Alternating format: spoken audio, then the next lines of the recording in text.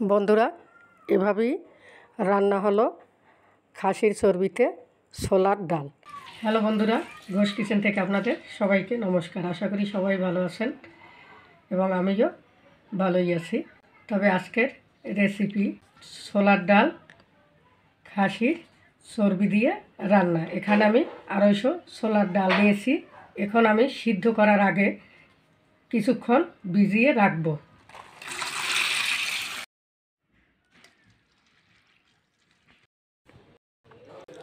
আমি 1-1.5 ঘন্টা ডালটা ভিজিয়ে রেখেছি। ডাল ধুয়ে ভালো করে নিয়েছি। এখন আমি ডাল সিদ্ধ করে নেব, তবে বেশি সিদ্ধ না, অল্প সিদ্ধ করে আমি রান্নার আগে নেব।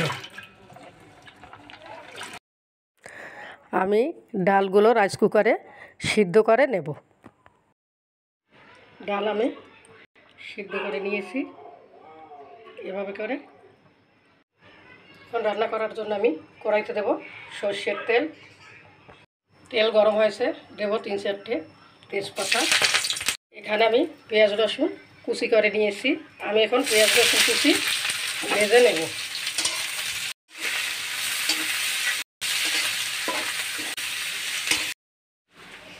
এখানে আমি আদা বেটে নিয়েছি এবং নিয়েছি জিরে বেটে।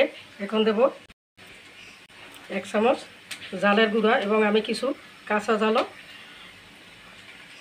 চিড়ে নিয়েছি।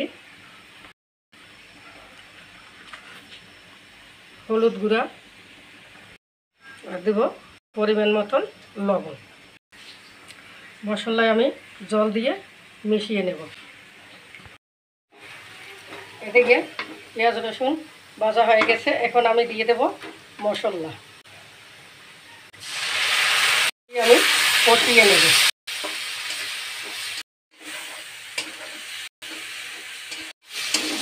মশলা কষানো হয়ে গেছে।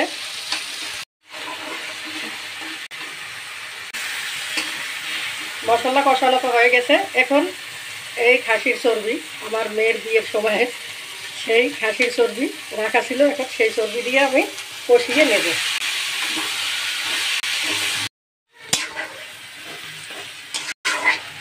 এখন চর্বি দিয়েও আমি ভালো করে কষিয়ে নেব।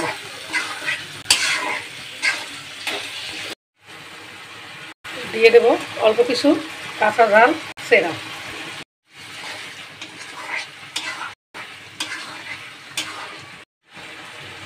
চর্বিও কষানো হয়ে গেছে। এখন আমি দিয়ে দেব সিদ্ধ ডাল। দিয়ে আমি আবারও ভালো করে কষিয়ে নেব।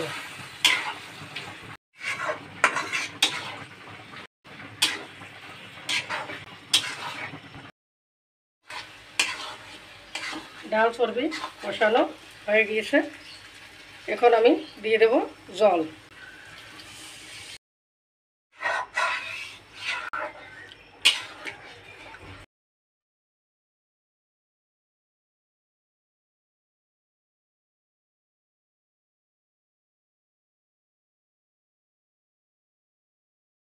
ডাল রান্না হয়ে গেছে। এখন আমি দিয়ে দেব গরম মশলার গুঁড়া। এখন আমি নামিয়ে নেব। বন্ধুরা, এভাবেই রান্না হলো খাসির চর্বিতে ছোলার ডাল।